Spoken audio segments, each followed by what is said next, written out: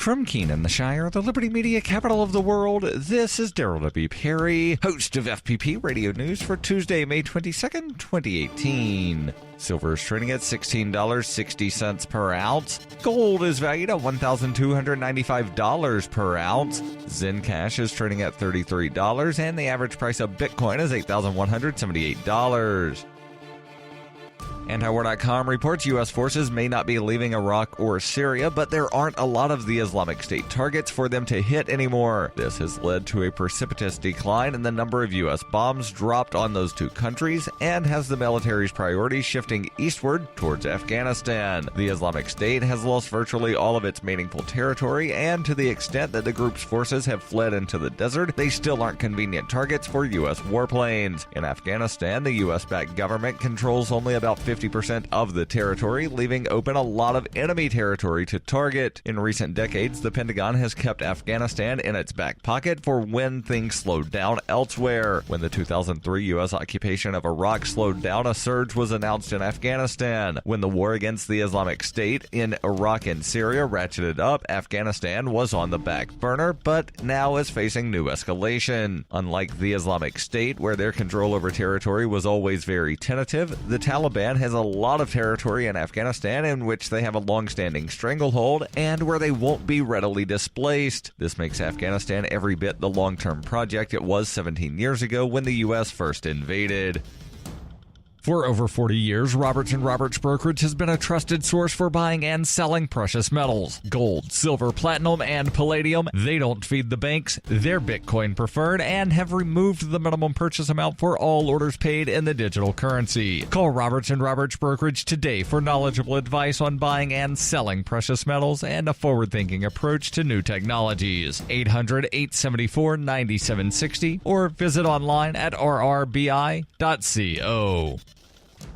UPI reports Walmart topped the Fortune 500 list released on Monday, and Amazon made the top 10 for the first time. The 64th annual Fortune 500 list ranks America's largest companies, representing two-thirds of the U.S. GDP, with $12.8 trillion in annual revenue. The companies on the list employ more than 28 million people. Walmart, the number one company on the list for the sixth straight year, is the first U.S. company with $500 billion in yearly sales. The retailer closed 63 Sam's Club locations in the United States to focus on other areas such as online shopping. The closed Sam's Clubs are being repurposed as delivery centers. Amazon, the e-commerce giant run by Jeff Bezos, ranked number 8 with nearly $178 billion in revenue, which is up from number 12 with $136 billion in revenue last year. Fortune attributed the gain to an increase of $70 billion in revenue over 2 years, overseas expansion to markets like India, and growth of Amazon Web Services.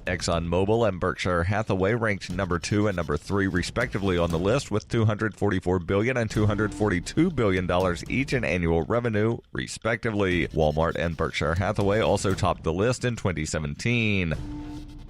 Are you looking for a cryptocurrency that has a focus on users and usability? Then look into Zencash. Zencash has the ability to use both transparent and shielded transactions, with shielded transactions using zero-knowledge proofs. Zencash features global governance with inclusive decision-making, reliable funding for continuous improvements, and documentation and wallets in many languages that are available for Linux, Mac, Windows, and Android devices. Learn more at zencash.com. That's zencash.com. Reuters reports lava from the erupting Kilauea volcano on Hawaii's Big Island flowed towards a geothermal power plant on Monday as workers scrambled to shut it down to prevent the uncontrollable release of toxic gases. It was the latest danger from Mount Kilauea's eruption, which geologists say is among the worst events in a century from one of the world's most active volcanoes. The Puna Geothermal Venture Plant, which provides about 25% of the power on the Big Island of Hawaii, has been closed since shortly after the eruptions began May 3rd, and some 60,000 gallons of flammable pentane used in the plant's turbines have already been relocated. Workers are trying to shut down the plant's 3 wells, which at 6,000 feet and 8,000 feet underground tap into extremely hot water and steam used to run turbines and produce electricity. The county of Hawaii said a berm was holding back lava flowing northwest toward the plant, and crews expected to cap 2 of the 3 wells, but were having difficulty with a 3rd well. This has been FPP Radio News, online at fppradio.com.